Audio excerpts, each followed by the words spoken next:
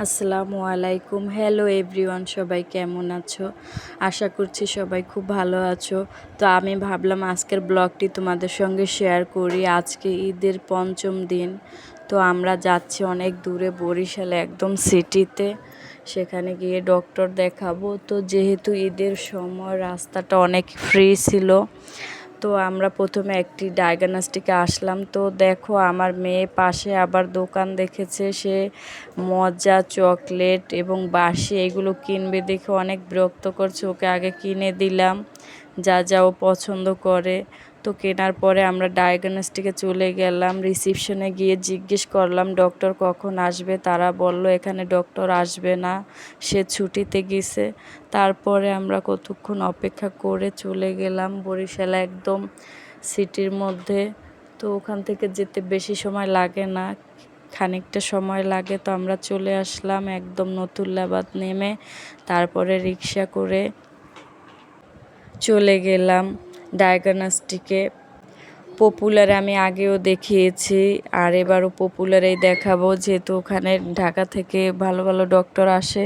তো আমরা আগেই ঢুকে নিলাম হসপিটালে। ঢুকে জিজ্ঞেস করে তারপরে সোজা পাঁচতলায় চলে গেলাম, কারণ ওখানে আপনার টেস্ট সব কিছু করা হয়, ল্যাব।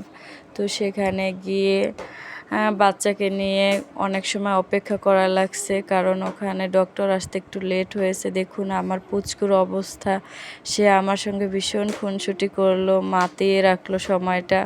আমিও বোরিং হইনি ওর জন্য।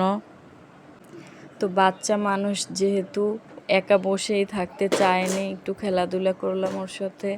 ডক্টর আসতে দেরি হবে, এই ফাঁকে আমরা লাঞ্চটা করে নিলাম আবুল মিয়ার হোটেলে, নাম করা হোটেল। সেখানে একটু খেয়ে দেখলাম কেমন লাগলো, সত্যিই খুব মজার ছিল খাবারগুলো। দেন আমরা আবার চলে আসলাম হসপিটালে। সেখান থেকে আমার টেস্ট সব কিছু দিয়ে ডক্টর দেখিয়ে আমাদের রাত হয়ে গেল, মোটামুটি 7টা সাড়ে 7টা বেজে গেল। তো ইয়াসফার বাবা বলল বিবির পুকুরের পাশে চলো, ওখানে অনেক স্ট্রিট ফুড পাওয়া যায়, সেখানে আমরা খেয়ে দেখব। দেন আমরা চলে আসলাম বিবির পুকুরে। সেখানে আমার তো বেশ ভালো লেগেছে, অনেক লোকজন, তারপরে অনেক দোকান, যা চাইবেন তাই পাবেন, এরকম একটা অবস্থা। খুব ভালো জায়গাটা। পাশেই আবার একটা ঝর্ণার সিস্টেমে বসার জায়গা করেছে, এই জায়গাটা বেশ ভালো লেগেছে। টাইম পাস করার জন্য খুব সুন্দর একটি জায়গা। তো সেখান দিয়ে একটু হাঁটাহাঁটি করলাম, ঘুরলাম, কিছু পিক নিলাম। তো তারপরে সেখানে ঘোরাঘুরি করে আমার দুষ্টু বুড়ি তো আসবেই না, ওখান থেকে আমরা বাদাম কিনে খেলাম।